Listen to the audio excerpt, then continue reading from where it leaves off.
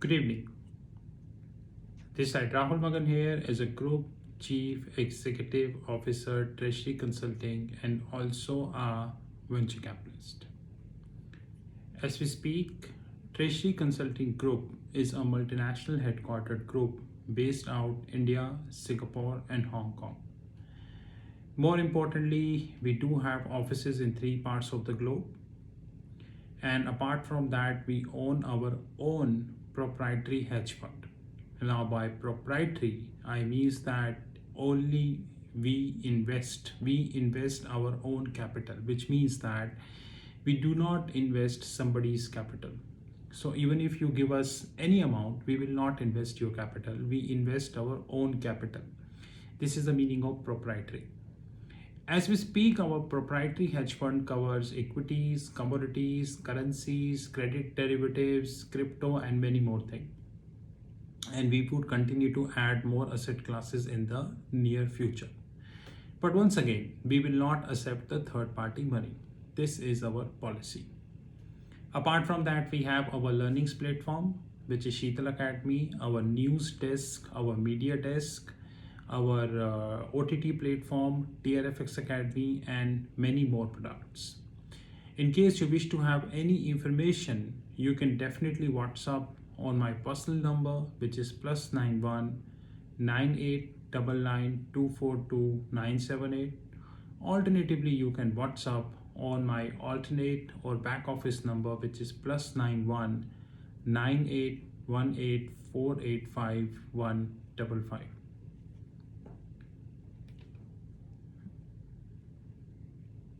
Long ago, somewhere in 2017, there is a government meeting which had happened in New Delhi. In this meeting was organized by IICA, Indian Institute of Corporate Affairs. And they also invited me, and I went to that meeting. Actually, that meeting was regarding the course curriculum and the go ahead for Insolvency and Bankruptcy Code 2016. As usual, I was youngest in this meeting. Even today, as I speak, I am around 37. So I was youngest in the meeting, and I was surrounded by some director of Ministry of Corporate Affairs, some director from Institute of Chartered Accountant of India, some principal or dean of some college, all big people, theoretically, you can say. First of all, I was not allowed to speak in the meeting because I put up the point that we should link Insolvency and Bankruptcy Code from the practical angle. And just before that, few days ago before this meeting, I was invited by Institute of Company Secretary of India, the then president of Institute of Company Secretary of India, to speak on Insolvency and Bankruptcy Code. I went to one of the states in India, Bhubaneswar, and it was a wonderful session. The feedback was very wonderful because I spoke the way I love to speak, which is the practical outlook of Insolvency and Bankruptcy Code. So coming back to this meeting, I was not been able to speak in this meeting, and the end result, I quitted the meeting. But I quitted with the note that sooner or later you will realize what I'm saying about Insolvency and Bankruptcy Code 2016. 5 years passed. We are now in 2021. Practically, we are near up to 2022. And Supreme Court, the Parliament, the Parliamentarian Standing Committee, and the markets, they all agreed to a common thing, that Insolvency and Bankruptcy Code not served the purpose for what it was actually drafted.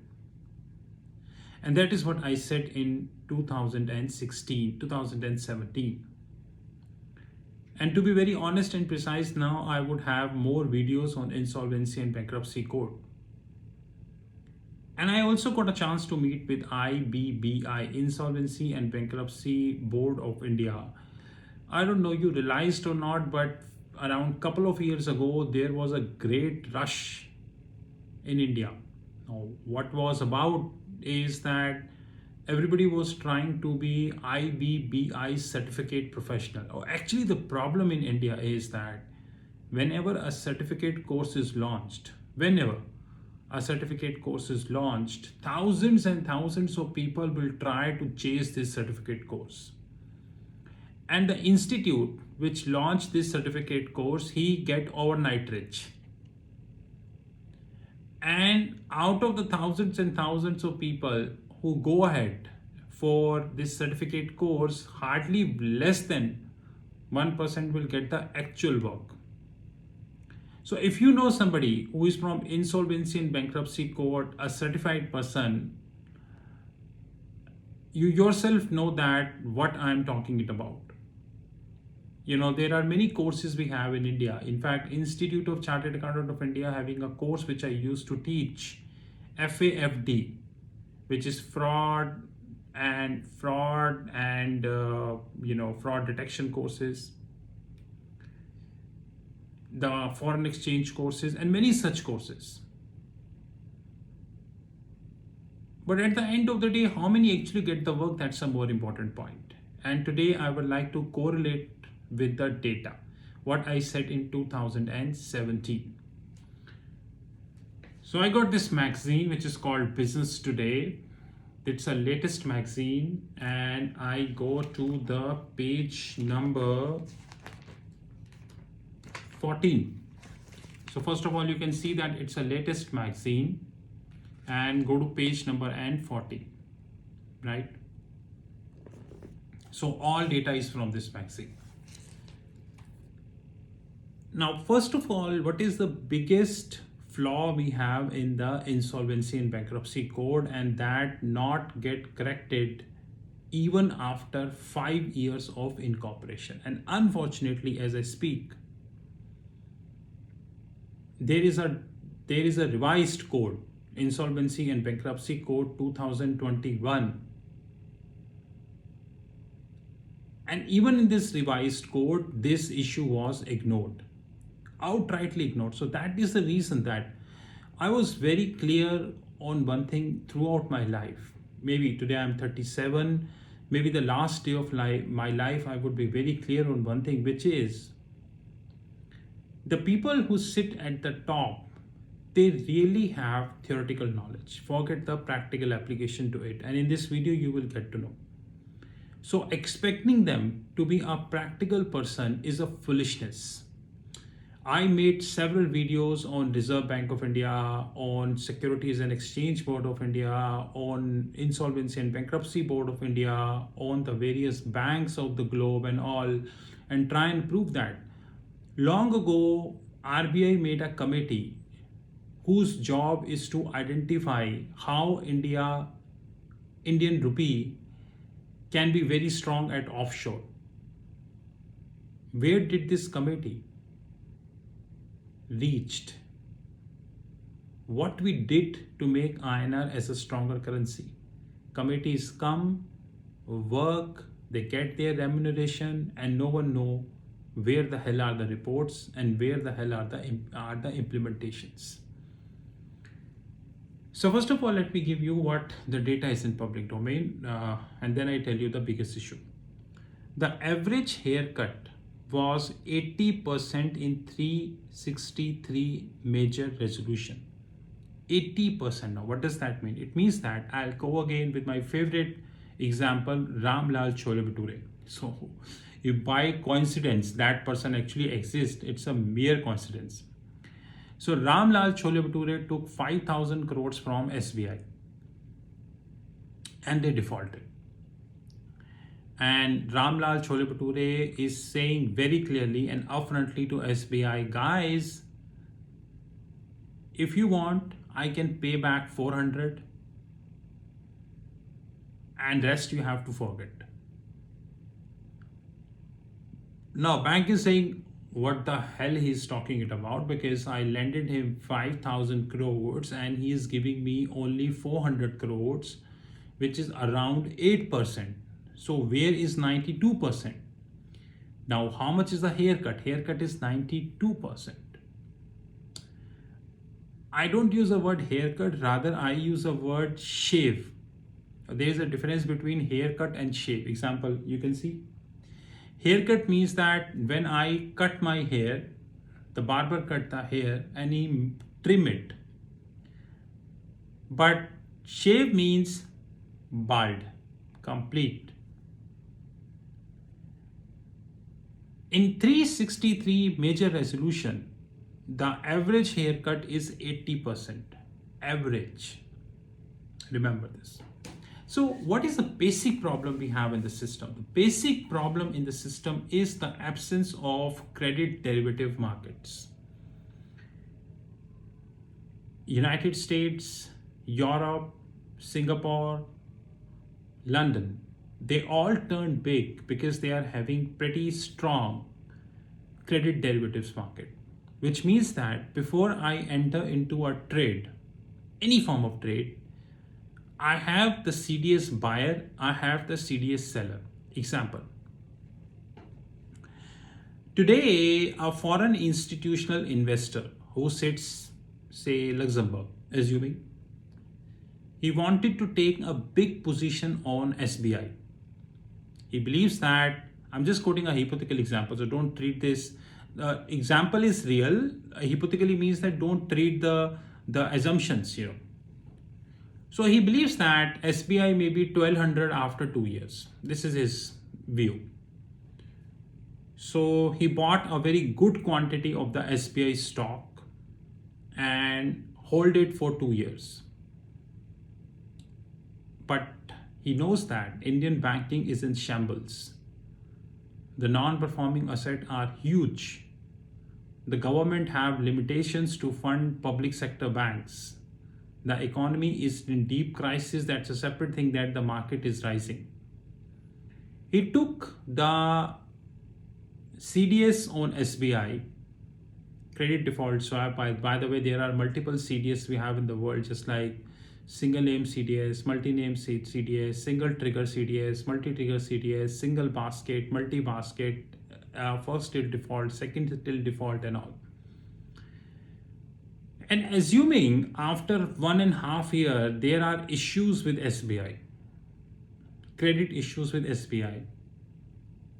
Now this foreign institutional investor who sits out at Luxembourg, he need not to be worried because he knows that I do have CDS. Of course, nothing is free in this world, so you need to pay a price for that, and that price he actually included in terms of his profit margin. So example, he buying at 421, assuming. And the price which he's paying per share is 2 rupees. So he's saying that, guys, I'm not buying 421, I'm buying 423. That's a difference, If anything, just like your insurance policy, if nothing wrong, I'm okay. I treat my buying price at 423. If anything mess happen, then this 2 rupee act as an insurance. Suppose after 1.5 years, there are serious issues with SBI, credit issues. Now this person need not to be worried because he will immediately get bailed out. That's a more important thing. He immediately get bailed out from the CDS buyer, from the CDS seller, because he is the CDS buyer and the CDS seller. Now, CDS seller are generally the big banks like Goldman, JP, Citi, Standard Chartered, but there are some specific CDS sellers also who are not big banks. So that is something is also there. In India, we do not have a CDS market, and we would never have, because both RBI and other regulators never tried India should have a CDS market. Developing a CDS market in India needs hell lot of time. It's not a one night stand. It's need at least several years of effort. People often ask me why don't you like Raghuram Rajan? One of the reasons why I do not like Raghuram Rajan, because Raghuram Rajan himself not tried to make India a CDS market. So if today SBI is lending to Ramlal Cholebture, SBI can buy the CDS. And just like a forward contract, SBI will pitch in the cost in the pricing. So Ramlal Cholebture is knowing that, guys, I am borrowing at 7%, whereby 6.5% is the actual cost and 50 cents is the CDS premium. I cannot run away from 50 cents, because if I go to PNB, they also charge 50 cents. If I go to Axis Bank, they also charge 50 cents. So everybody would be charging the 50 cents. So I cannot run away from that. As simple as that. But India as an economy, as a country, never tried to be a CDS player, and henceforth what happened, we are paying the price of that. Example, I give all examples which are in the vaccine, so not a single data is from my side, but analytics is from my side, definitely, because in this whole article, which is being written by a gentleman whose name is Mr. Ashutosh Kumar. In this whole article, the gentleman Ashutosh Kumar completely forgotten the CDS market. India.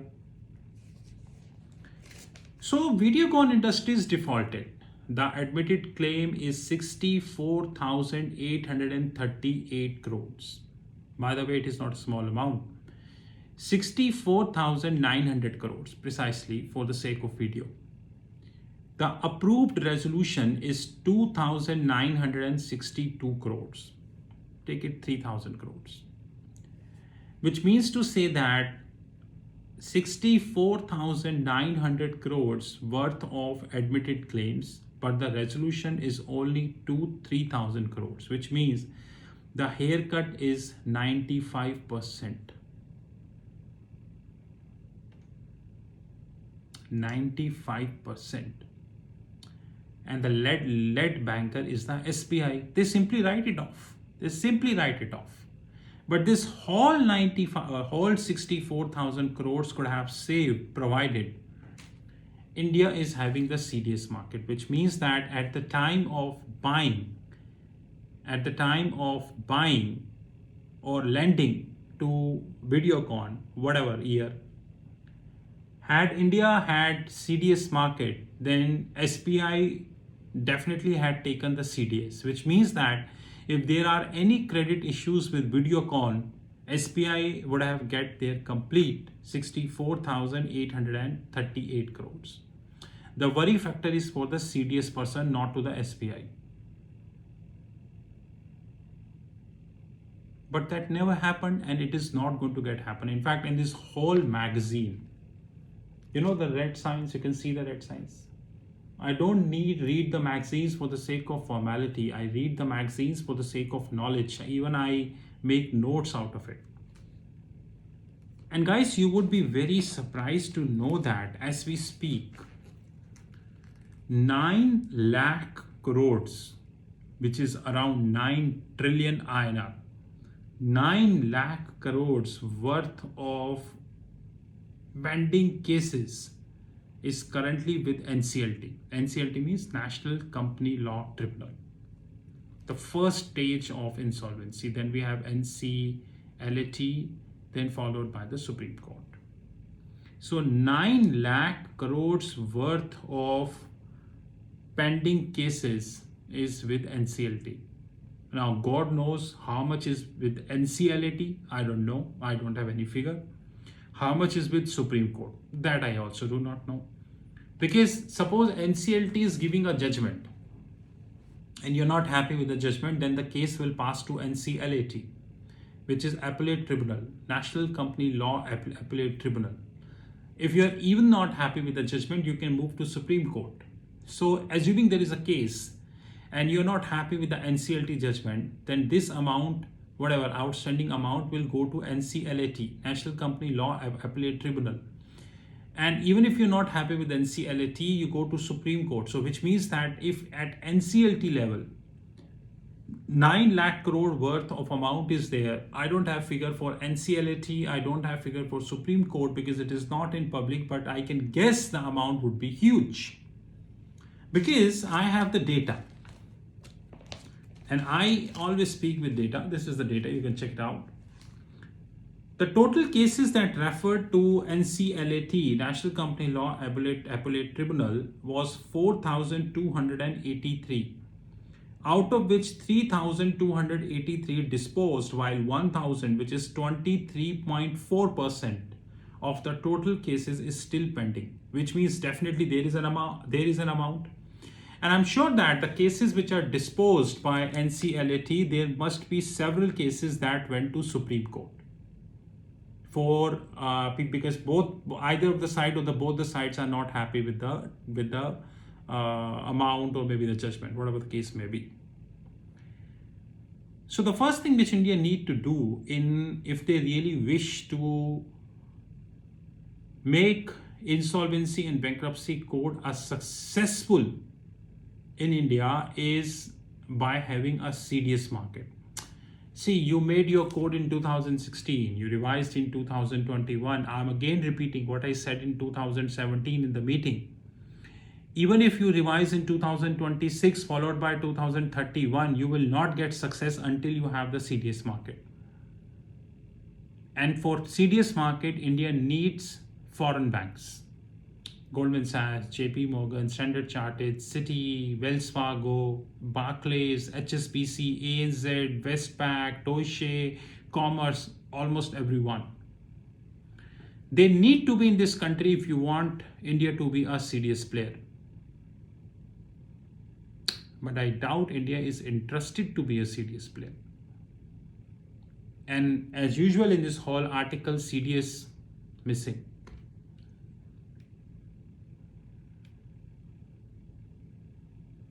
Because the meaning of CDS in India is known to hardly 0.01% of the people. That is the more important thing. And once India will have a CDS market, which the probability is 0.01, to be honest, then India needs to train their resolution professionals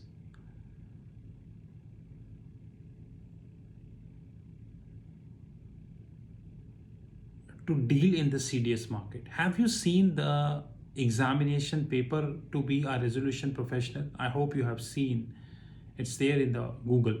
Paper doesn't mean paper is on the Google. The course material is on the Google. Please see the course material and see that in this whole course material, where the hell is the CDS market? Where did the author, the speaker of this course, talked about the CDS market? Where are the 3 IPAs talked about the CDS market? In fact, I'm checking the document by the Parliamentary Standing Committee, although I'm not sure because I've not been through the whole document, but I'm sure they also not mentioned about the CDS market. This is our beginning to evaluate the Insolvency and Bankruptcy Code 2016. Guys, remember that life is like a coin. Coin have a head side as well as the tail side. We always look at the one side but forget it the other side. We believe that the media, the magazines, the newspapers, they give us the complete thing. But majority of the articles which are given in these magazines, they are completely incorrect either, or they do not have the main thing. Like in this whole article, the CDS is missing. But I'm sure that no one ever asked, why did you miss it? This is Rahul from Trishik Consulting Group. You know our personal number, which is +91 9899242978. Trishik Consulting do operate many Telegram groups where we provide free knowledge, free videos, free screenshots of the global market updates. Everything is free. It's just for the sake of knowledge update. No trading. If you wish to join, you can WhatsApp on my personal number. Have a great time ahead.